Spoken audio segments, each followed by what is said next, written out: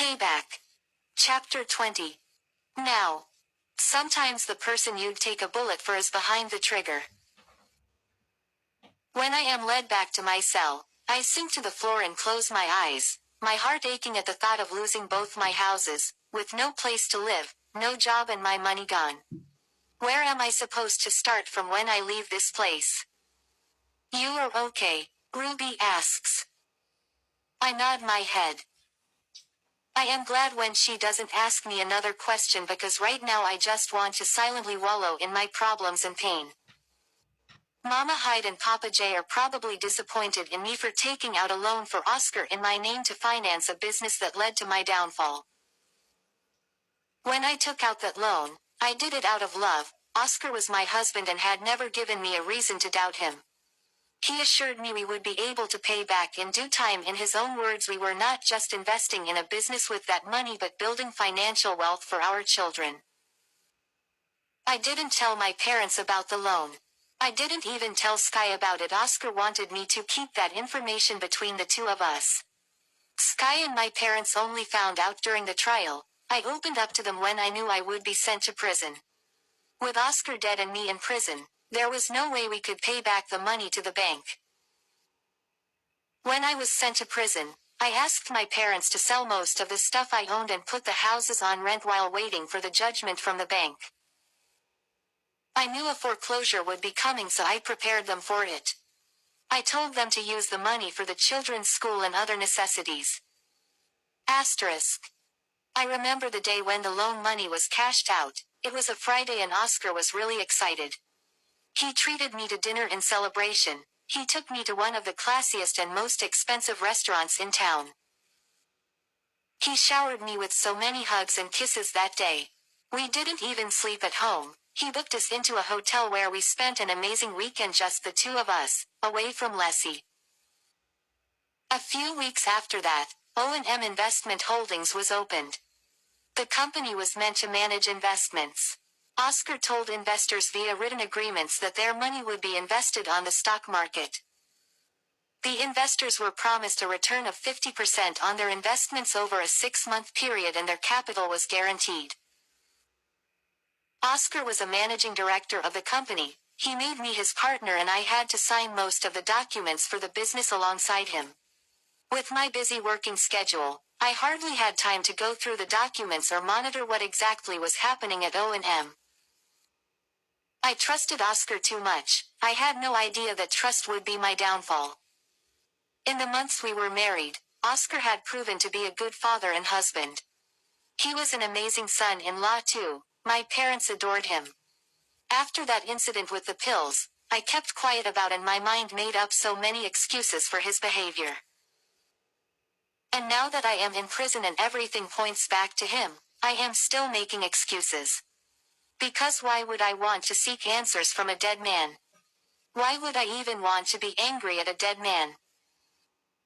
I want to hold on to the good times. When I have to tell Peace about her father, I want her to have an image of the great man that he was. That's the only memory that should be engraved on her mind. I have tried so hard not to think of my husband as a fraud and a scammer, but the more I block those thoughts, the more they keep haunting me.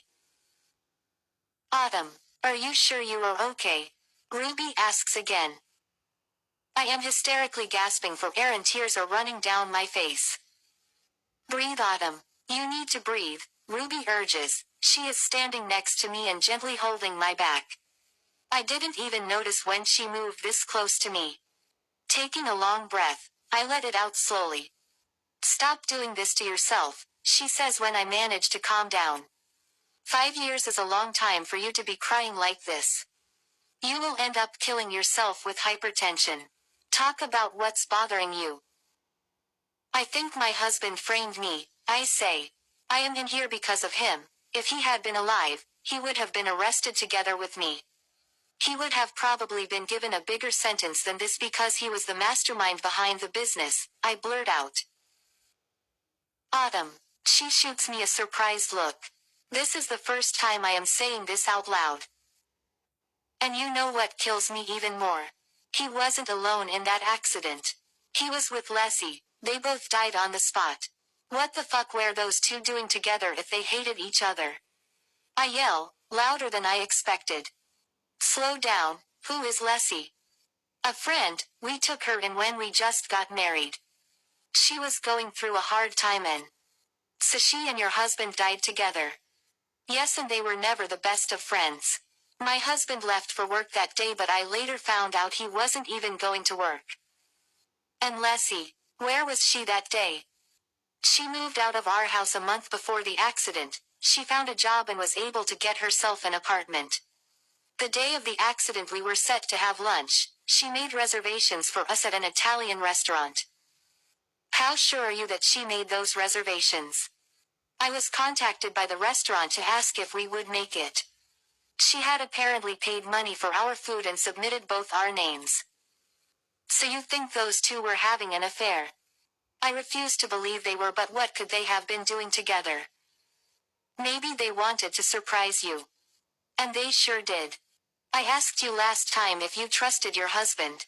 And I will ask you again, did you? I am hesitant before I say, I trusted him at first, but when I found out he was putting birth control pills in my tea. Wait, what? Ruby asks. Yes, he did that. I was shocked as well. Did you guys plan on having children? We did, he was so excited. So why would he do that behind your back? Where did you even meet this man? At a restaurant. I was having lunch and the rest is history. What if this man just came into your life to mess you up? What would be his motive? Where were you working when you met? I was a loan officer. You have your answer, she says. You think he married me for the money? Oscar didn't even know where I worked when we met. Wake up, Autumn. He could have known you even before he approached you. He could have planned this out. Did he ever ask you to get a loan for him? He did. I got a loan for his business and used my houses as collateral. The bank will be taking over those houses now since we can't pay back the loan. Son of a bitch, she curses. That man didn't love you, Autumn, and it's a pity he is dead, otherwise I would have hunted him down and helped you castrate him. I laugh. In the next life I will surely call you to do the needful. Asterisk. NB. Excerpts from IOL. Ella B.